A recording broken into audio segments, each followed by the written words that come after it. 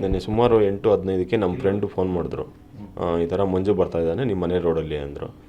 ಹೋಗಿ ನೋಡು ಯಾರ್ಯಾರಿದ್ದಾರೆ ಅಂದೆ. ಇಲ್ಲ ಕಾರಲ್ಲಿ ಒಬ್ಬನೇ ಇದ್ದಾನೆ ಅಂದರು. ಸರಿ ಹೋಗಿ ನೋಡು ಎಲ್ಲೋಯ್ತಾನೆ ಅಂದೆ. ಅಲ್ಲಿ ಮನೆ ಹಿಂದ್ಗಡೆ ಬಂದು ಕಾರ್ ಹಾಕ್ಬಿಟ್ಟು ಮನೆ ಒಳಗಡೆ ಬರ್ತಾನೆ, ಗೇಟ್ ಓಪನ್ ಮಾಡಿ ಮನೆ ಒಳಗಡೆ ಬರ್ತಾನೆ. ಆಮೇಲೆ ನಮ್ಮ ಫ್ರೆಂಡ್ ಇದ್ಕೊಂಡು ಹೋಗಿ ನೋಡಲ ಮೇಲೆ ಅಂದ. ಮೇಲೆ ಹೋಗ್ಬೇಡ ನಾನು ಬರ್ತೀನಿ ಇರು ಅಂದೆ. ಆಮೇಲೆ ಲೀಲಾ ಅವ್ರಿಗೆ ಫೋನ್ ಮಾಡಿ ಹೇಳಿದೆ ನಾನು, ಈ ಥರ ಮಂಜು ಬರ್ತಾ ಇದ್ದಾನೆ, ಡೋರ್ ಓಪನ್ ಮಾಡಬೇಡ ಅಂತ. ಅದಾದಮೇಲೆ ನಾನು ಬಂದೆ. ನಾನು ನಮ್ಮ ಫ್ರೆಂಡೆಲ್ಲ ಬಂದರೆ ಇಲ್ಲೇ ಡೋರ್ ಪಕ್ಕದಲ್ಲೇ ನಿಂತಿದ್ದ. ಯಾಕಪ್ಪ ಬಂದಿದ್ದು ಇವಾಗ, ಮೊನ್ನೆಲ್ಲ ತೀರ್ಮಾನ ಆಯ್ತಲ್ಲ, ಇವಾಗ ಏನಕ್ಕೆ ಬಂದೆ ಅಂದ.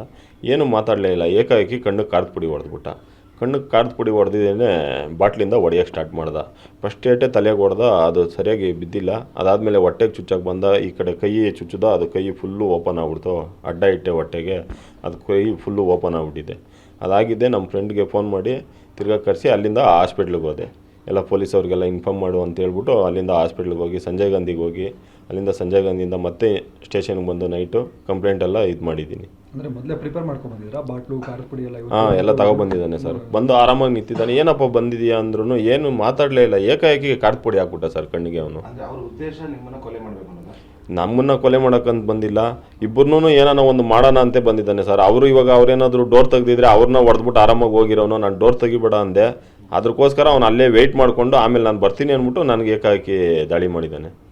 ಅಲ್ಲ, ಮೊನ್ನೆ ಬಂದಾಗ ರಾಜ್ಯ ಪಂಚಾಯತಿ ಆಗಿತ್ತು 3 ದಿನ. ಹೌದು ಸರ್. ಒಂದು ರಾಜ್ಯ ಪಂಚಾಯತಿ ಆಗಿತ್ತು, ಏನು ಮಾತುಕತೆ ಆಗಿತ್ತು? ಒಂದು 20 ಜನ ಕರ್ಕೊಬಂದಿದ್ದ ಅವ್ರವ್ರನ್ನೆಲ್ಲ, ಎಲ್ಲ ದೊಡ್ಡವ್ರನ್ನೆಲ್ಲ ಕರ್ಕೊಬಂದು ಮಾತಾಡಿದ್ರು. ಇಲ್ಲ 3 ಮಕ್ಕಳು ಅವನ ಹತ್ರ ಇರೋಂಗೆ ಮಾತಾಡಿದ್ರು, 3 ಮಕ್ಕಳು ಇಲ್ಲ ನಮ್ಮ ಹತ್ರ ಇರೋಂಗೆ ಮಾತಾಡಿದ್ರು. ಅದೇನಾಗುತ್ತೋ ಅದು ಕೋರ್ಟಲ್ಲಿ ತೀರ್ಮಾನ ಆಗೋ ಗಂಟ ಮಕ್ಕಳು 3 ಇಲ್ಲ ನೀವು ಇಕ್ಕೊಳ್ರಿ ಇಲ್ಲ ನಾವು ಇಕ್ಕೊಳ್ರಿ ಅಂತ ಎಲ್ಲರೂ ಮಾತಾಡಿದ್ರು. ಸರಿ ಆಯಿತು, ನಾವೇ ಇಕ್ಕೊಂತೀರಿ, ಕೋರ್ಟಲ್ಲಿ ತೀರ್ಮಾನ ಆಗೋ ಗಂಟ ನಾವೇ ಇಕ್ಕೊಂತೀರಿ ಅಂದರು. ಸರಿ ಆಯಿತು, ಎಲ್ಲದಕ್ಕೂ ಒಪ್ಕೊಂಡ್ರು. ಅವ್ರು ಮಂಜುವರು ಅಲ್ಲಿ ಎಲ್ಲದಕ್ಕೂ ಒಪ್ಕೊಂಡ್ರು. ಅದು ಒಪ್ಕೊಂಡು ಆದಮೇಲೆ ಈ ಥರ ಮಾಡಿದ್ದಾನೆ ಸರ್. ಮಕ್ಕಳೆಲ್ಲ ನಿಮ್ಮ ಜೊತೆ? ಹಾಂ, ಮಕ್ಕಳೆಲ್ಲ ನಮ್ಮ ಜೊತೆಲೇ ಇದ್ದಾರೆ ಸರ್. ಅಲ್ಲ, ನೀವು ಸ್ಟಾರ್ಟಿಂಗಲ್ಲಿ ಮಕ್ಕಳು ನೋಡ್ಕೊಳ್ಳಿಕ್ಕೆ ಆಗಲ್ಲ, ಪರಿಸ್ಥಿತಿ ಅಂಗಡಿ ಇಟ್ಕೊಂಡಿದ್ದೀನಿ ಅಂತ ಹೇಳಿ. ಹೌದೌದು ಸರ್. ಈಗ 3 ಮಕ್ಕಳು ಸಾಕೋದಕ್ಕೆ ನೀವು ಒಪ್ಪಿಗೆ ಸೂಚಿಸಿ? ಇವಾಗ ಇಬ್ಬರು ಏನಾದರೂ ಕೂಲಿ ಕೆಲಸ ಮಾಡಿ ಏನಾದರೂ ಸಾಕ್ತೀರಿ ಸರ್ ನಾವು. ಮಕ್ಕಳನ್ನ ಕಳಿಸೋದಿಲ್ಲ? ಇಲ್ಲ ಸರ್, ಕಳ್ಸಲ್ಲ ಸರ್. ಹಾಂ, ಒಪ್ಕೊಂಡಿದ್ದೀರಿ ಸರ್.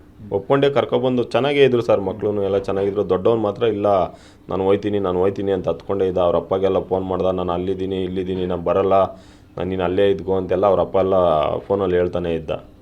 ಈಗ ಮಾಧ್ಯಮಗಳಲ್ಲಿ ಮಾತ್ರ ನನ್ನ ಹೆಂಡತಿ ಚಿನ್ನು ಬಂಗಾರಿ ಫ್ಲೇವರು ಈ ರೀತಿಯಾಗಿ ಪದಬಳಕೆ ಮಾಡಿ ನನ್ನ ಹೆಂಡತಿ ಬೇಕು ಅಂತೆಲ್ಲ ಕೇಳ್ಕೊಂಡು ಕಣ್ಣೀರು ಹಾಕ್ತಾರೆ ಸರ್. ಅವನ್ನೆಲ್ಲ ಬರೀ ಬರ್ತಾರೆ ಮಾಡ್ತಾರೆ ಅಂತಂದ್ರೆ ಏನು ಅಂತ ಸರ್, ಅವನ್ನೆಲ್ಲ ಬರೀ ನಾಟಕ ಸರ್. ಹಂಗಾದ್ರೆ ಹೆಂಡತಿ ಬೇಕಂದಿದ್ರೆ ನಾನೇ ಕಳಿಸ್ಕೊಟ್ನಲ್ಲ ಸರ್. ಅದೆಲ್ಲ ಆದಮೇಲೆ ಎಲ್ಲ ಒಂದು ಸತಿ ಅವ್ರ ತಂಗಿಯವ್ರನ್ನೆಲ್ಲ ಕರ್ಕೊಬಂದರು. 2ನೇ ಸತಿ ನಾನೇ ಕಳಿಸ್ಕೊಟ್ಟೆ. ಒಂದು ಅಲ್ಲಿ ನ್ಯೂಸಲ್ಲೆಲ್ಲ ಮಾತಾಡಿ ಬಂದಾದಮೇಲೆ ನಾನು ಕಳಿಸ್ಕೊಟ್ಟೆ. ಎಲ್ಲ ದೊಡ್ಡವರೆಲ್ಲ ಫೋನ್ ಮಾಡಿ ಹೇಳಿದ್ರು ಬೇಡ